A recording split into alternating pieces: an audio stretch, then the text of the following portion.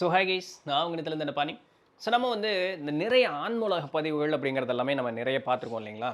இப்போது இந்த ஆன்மூலக பதிவுகளில் பார்க்கும்பொழுது ஒரு உடலை விட்டு இந்த ஆன்மா பிரிந்த உடனேயே என்ன நடக்கும் அப்படிங்கிறது எல்லாத்தையுமே அதில் ரொம்ப டீட்டெயில்டாகவும் அழகாகவும் அதில் வந்து சொல்லியிருக்காங்க. அதாவது ஒரு சிலருக்கு வந்து கருமை நிறமாக ஒரு இடம் தெரியும், தூரத்தில் ஒரு வெள்ளை வெளிச்சம் தெரியும்.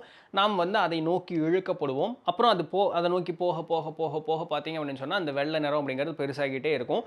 அது வெள்ளைனா வெள்ளைன்னு சொல்ல முடியாது, அது அவ்வளோ ஒரு வார்த்தையால் விவரிக்க முடியாத ஒரு அழகான ஒரு வெள்ளை. ஒரு அந்த இடம் எப்படி இருக்குன்னு சொல்ல முடியாது. ஆனால் மேகக்கூட்டங்கள் எப்படி பஞ்சு பொதி மாதிரி இருக்குது, அதுபோல் அது இருக்கும். அதுக்குள்ளே போகும்பொழுது ரொம்ப இதமாக இருக்கும், அட்டகாசமாக இருக்கும் அப்படின்ட்டு. மேலெல்லாம் போகும்பொழுது நம்மளுடைய ஆன்ம குரு நமக்காக காத்திருப்பார். இல்லை நமக்கு ரொம்ப வேண்டப்பட்டவங்க, விருப்பப்பட்டவர்கள் நமக்கு முன்னே காத்திருப்பாங்க. அவர்கள் நம்மை வரவேற்பார்கள் அப்படிங்கிறது எல்லாமே நம்ம வந்து பார்த்துருக்கோம். அதற்கப்புறம் அது அடுத்தடுத்த படிநிலைகள் என்னாகும், நம்மளை வந்து அந்த கிளென்சிங் ப்ராசஸ் நடக்கும். அதுக்கப்புறம் நம்ம வாழ்ந்த வாழ்க்கையை வந்து நம்மளுடைய ஆன்ம குரு வந்து கணக்கெடுப்பார். என்னப்பா இப்படி வாழ்ந்திருக்க, என்ன ஏது அப்படிங்கிறதெல்லாம் பேசுவாங்க. பேசி நம்ம வந்து அதற்குண்டான விளக்கங்கள் சின்ன ஒரு அளவில் இது பண்ணுவோம். அப்புறம் அங்கேருந்து திருப்பியும் போகும்பொழுது நம்மளுடைய சோல் குரூப்புக்கு போவோம். பார்க்கக்கூடிய இடமெல்லாம் எவ்வளோ பெருசு இருக்கும், சோல் குரூப் அப்படிங்கிறதுக்குள்ளே போவோம். அங்கே போயிட்டு அதற்கப்புறம் நம்மளை மறுபடியும் கவுன்சில் ஆஃப் எல்டர்ஸுக்கு கூப்பிட்டு போவாங்க. இந்த கவுன்சில் ஆஃப் எல்டர்ஸில் ஒரு சின்ன மீட்டிங் நடக்கும், கூட ஆன்மகுரு இருப்பார். அப்புறம் அதை முடிச்சுட்டு வரும்பொழுது நம்மளுடைய சோல் குரூப்புக்கு வந்துடுவோம். அதுக்கப்புறம் நம்மளுடைய அடுத்த பிறப்புக்கு நம்ம தயாராகும். நாம் செய்த தவறுகளை வந்து திருத்திக் கொள்வதற்காகவும், புதுசாக நமக்கு ஏதாவது திறமைகள் வளர்த்தி கொள்ளணும் அப்படின்னு சொன்னால் அதற்கேற்றாற் போலவும் அடுத்த பிறப்புக்கு வந்து நம்ம தயாராகும். அங்கேருந்து மறுபிறப்பு அப்படிங்கிறது அந்த சர்க்கிள் ஆஃப் லைஃப் அப்படிங்கிறதெல்லாம் பார்த்து தாண்டி வருங்கிறதெல்லாம் நம்ம பார்த்துருக்கோம். சரிங்களா? இது வந்து ஒரு 1.5 வருஷம் 2 வருஷமாக பார்த்த கண்டென்ட்னுடைய கதை சுருக்கமாட்ட உங்களுக்கு ஒரு நிமிஷத்தில் சொல்லியிருக்கேன். இப்படி தான் நம்ம வந்து ஆங்கிலேயர்கள் இந்த பாஸ்ட் லைஃப் ரெக்ரெஷன் அப்படிங்கிற அந்த முறையின் மூலமாக கேட்டு தெரிந்து கொண்ட செய்தியை நமக்கு பகிர்ந்ததை நாம் உங்களுக்கு பகிர்ந்ததனுடைய சாரம். சரிங்களா? சரி, இது மேலை நாட்டவர்கள் கொடுத்த ஒரு அறிவு. ரைட்? நம்ம ஆளுக்கு என்ன சொல்லியிருக்காங்க இது தெரியணும் இல்லையா? இப்போ நம்ம ஆளு என்ன சொல்லியிருக்காங்கன்னு தெரியணும் இல்லையா? 4 நிலைகளில் ஒரு ஆன்மாவினுடைய நிலை, இந்த உடலை விட்டு பிரிந்த பிறகு 4 நிலைகளில் ஆன்மா இருக்கும் அப்படின்னு சொல்கிறாங்க. 1, உடலை விட்டு பிரிந்த ஒரு நிலை அப்படின்னு சொல்லக்கூடியது. சரிங்களா? இது தேகம், அது தேகி. தேகின்னா தேகத்தில் இருக்கக்கூடியது அப்படின்னு அர்த்தம். அது தேகி. இந்த தேகத்தை விட்டு வெளியே வந்த உடனேயே அதுக்கு ஆன்மான்னு பேர் இருக்குமானா இல்லை, அதுக்கு பிரேதம்னு தான் பேர் இருக்கும். சரிங்களா? அது ஆன்ம தன்மை அப்படிங்கிறது அடைஞ்சிருக்காது. யார் ஆன்மான்னு சொன்னாங்கன்னா, முதிர்ந்த ஞானமுடையவர்களையே வந்து உடல் விட்டு பிரிஞ்சு ஆன்மா பிரிஞ்சிருச்சுன்னு சொல்லுவாங்க. ஏன்னா அவர்கள் அந்த ஆன்மத்தை உணர்ந்த காரணத்தினால. நமக்கெல்லாம் பிரிஞ்சுதுன்னா அதுக்கு பேர் பிரேதம் தான். சரிங்களா? இந்த உடலை விட்டு வெளியே வந்த நிலை பிரேத நிலை அப்படின்னு சொல்லக்கூடியது. அடுத்த ஒரு நிலை, இந்த உடலையே வந்து அப்படியே சுற்றிக்கிட்டே இருக்கும். என்னடா இப்படி ஆகிப்போச்சே அப்படின்னு சொல்லி இப்படி சுற்றிக்கிட்டே இருக்கும் பொழுது என்னென்னலாம் நடக்கும் அப்படிங்கிறதுக்கு உண்டான ஒரு நிலை. அப்புறம் இங்கிருந்து யமலோகம் செல்லக்கூடிய அந்த பயணம் இருக்கு பாருங்க, அது 1 வருட காலம், பூமியினுடைய காலத்தில் 1 வருட காலம் ஆகும். இப்படி செல்லும் பொழுது என்னென்னலாம் நடக்கும் அப்படிங்கிறதுக்கு உண்டான ஒரு நிலை. யமலோகமே சென்று அடைந்த பிறகு என்ன நடக்குங்கிற ஒரு நிலை. இந்த 4 நிலைகள் இருக்குது. இப்போ அங்கே போனதுக்கு அப்புறம் 4 வெவ்வேறு இடங்களுக்கு நாம் போவோம். அது வேற சாப்டர். சரிங்களா? முதல்ல இந்த 4 நிலைகளில் இருக்கக்கூடிய ஒரு 2 நிலையை பற்றி இன்றைக்கி நம்ம பார்ப்போம். இது நம்ம கலாச்சாரம் சொன்னது. இப்போ அது வேறு மாதிரி இருக்குது, இது வேறு மாதிரி இருக்கேன்னு கேட்டால் இருக்குது, அதுக்கு நான் ஒன்றும் பண்ண முடியாது. இதில் 2 எது உண்மை சத்தியமே எனக்கும் தெரியாது. அந்த நூல் அப்படி சொல்லிச்சு, இந்த நூல் இப்படி சொல்லி, இது கருட புராணத்தில் இருக்கக்கூடியது, இது இப்படி சொல்லுது. உங்களுக்கு எது வேணுமோ நீங்கள் எடுத்துக்கங்க. ஏன்னா வசிஷ்டர் என்ன சொல்கிறாரு, நீ என்னென்னலாம் படிச்சிருக்கியோ அது போலெல்லாம் உண்டான அனுபவங்கள் நீ அனுபவிப்ப. அந்த லீலாவதி கதையில் நம்ம பார்த்துருக்கோம். உண்மையாலுமே இப்படி இருக்கான்னு ராமர் கேட்பார். அப்படியெல்லாம் ஒன்றும் கிடையாது, அதெல்லாம் வெறும் உன்னுடைய கற்பனை தான் அப்படின்றவாரு வசிஷ்டர். நீங்கள் அந்த சைடு போகிறீங்க அப்படின்னு சொன்னாலும் சந்தோஷம், அது உங்களை பொறுத்தது. என்ன இருக்கோ அதை நான் உங்களுக்கு பகிர்றேன், எடுத்துக்கிறதும் எடுத்துக்காததும் உங்களுடைய விருப்பம். சரி, ஒரு மனிதன் வந்து ஒரு வாய் சோறு வேண்டாங்க, ஒரு வாய் தண்ணி கூட அவனுடைய தொண்டைக்குழிக்குள்ளே இறங்க மாட்டேங்குது. அப்படி ஒரு சூழலில் இருந்தாலும் கூட உயிர் விடுவதற்கு யாரும் விருப்பப்படுறது கிடையாது. இன்னும் இந்த உலகத்தில் இருக்க வேண்டும் அப்படின்னு சொல்லக்கூடிய இங்கே இருக்கக்கூடிய இந்த பற்றும் பிடிப்பும் அந்த ஆசைகளும் கோபம் தாபம் அந்த மாதிரி எதாக இருந்தாலும் சரி, அது வந்து நம்மளை அப்படியே போட்டு வாட்டி இன்னும் இருக்கக்கூடாது, இருக்கணும் இருக்கணும் இருக்கணும் அப்படிங்கிறது இழுத்துக்கிட்டே இருக்கும். ஆனால் யமதூதர்கள் விடுவாங்களா? விடமாட்டாங்க. அவங்க வரும்பொழுது எப்படி இருப்பாங்களாம் பார்க்குறதுக்கு, பயங்கர ஒரு கோர உருவத்தோடு இருப்பாங்களாம் பார்க்குறதுக்கு.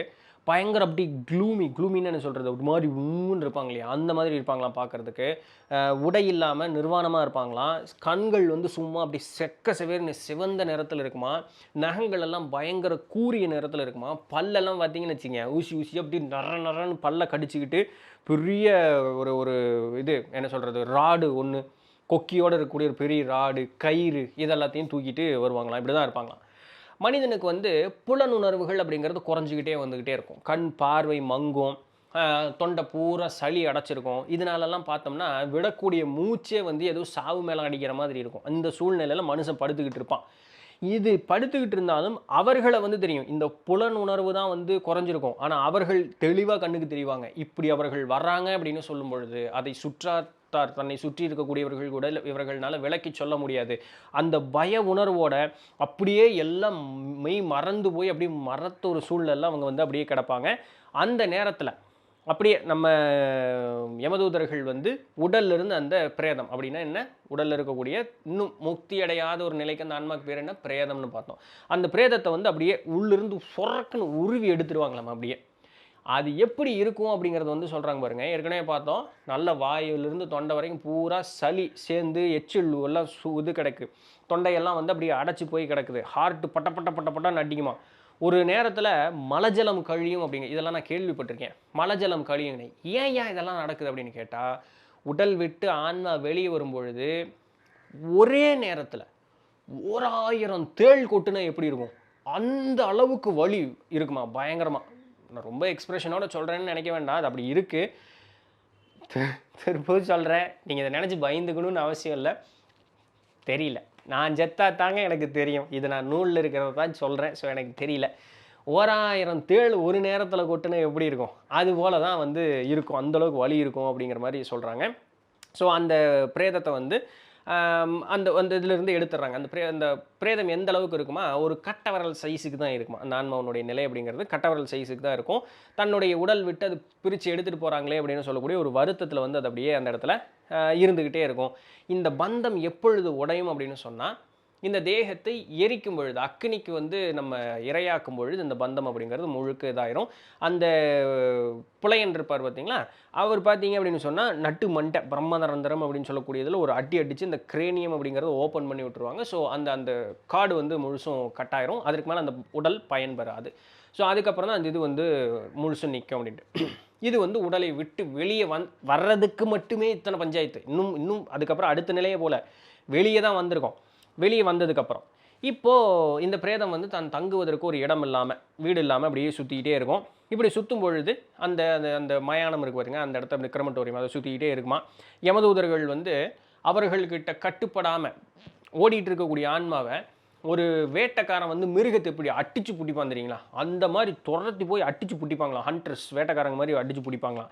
அப்படி பிடிக்கும் பொழுது பிடிச்சி திருப்பியும் கூட்டிகிட்டு போகிறாங்க இல்லையா, கூட்டிகிட்டு போகும்பொழுது நடக்கக்கூடிய நிகழ்வுகள், நரகம் எப்படி இருக்குமோ அதற்கு ஒப்பு தான், அது போலவே இல்லை, ஒப்பு தான். அப்போ அது இன்னும் மோசமாக இருக்கும். அதற்கு ஒப்பான நிகழ்வுகளை செல்லக்கூடிய அந்த ஒரு பாதையில் அந்த ஆன்மா அப்படிங்கிறத அனுபவிச்சுக்கிட்டே போகுமா.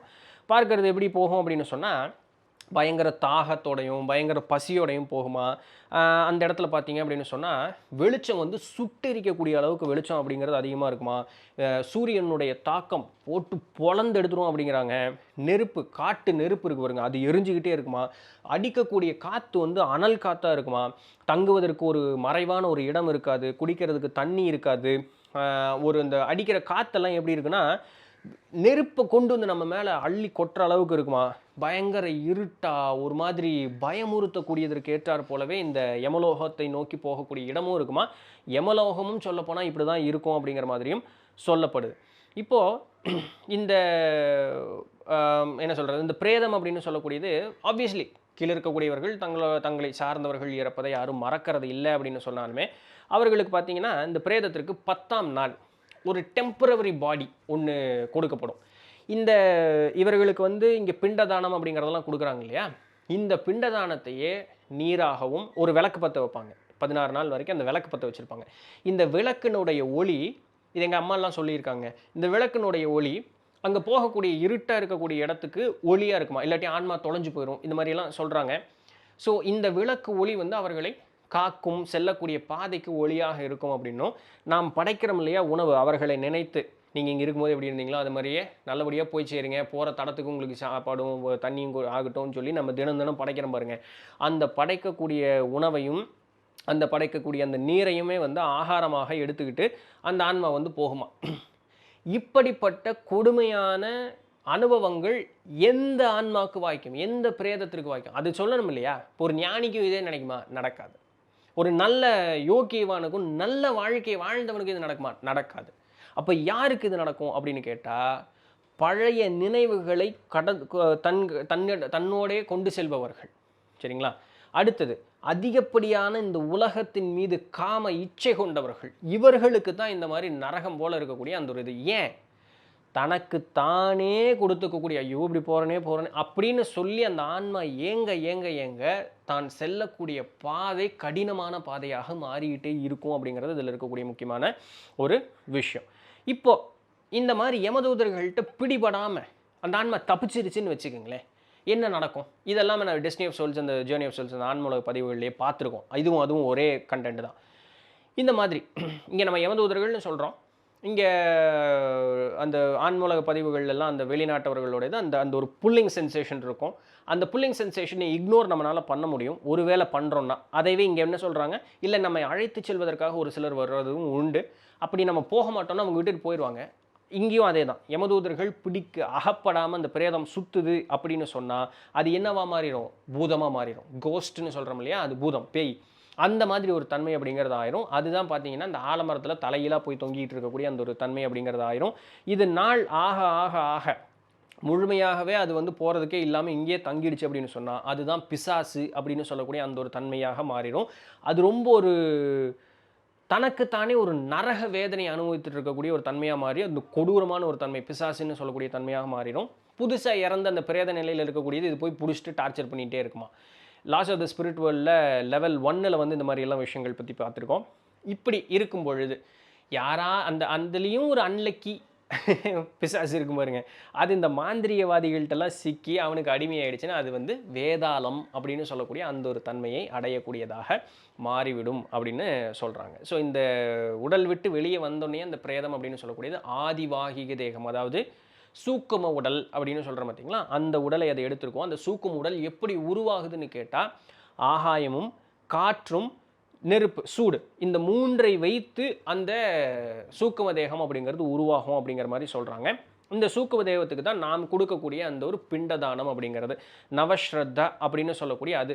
எப்படி தாயினுடைய கருவில் வந்து 10 மாதம் ஒரு குழந்தை இருக்கோ அதுபோல் 10 நாள் வந்து அந்த டெம்பரரி அந்த பாடி இருக்குல்ல, அதுக்கு நாம் கொடுக்கக்கூடிய உணவாக சென்று சேரும் அப்படிங்கிறது சொல்லப்படுது. இது 2 நிலை தான். இன்னும் ஆன்மூலகமே இது யமலோகமே போகலை. இன்னும் 1 வருஷம் இருக்குது பயணம் பண்ணுறதுக்கு.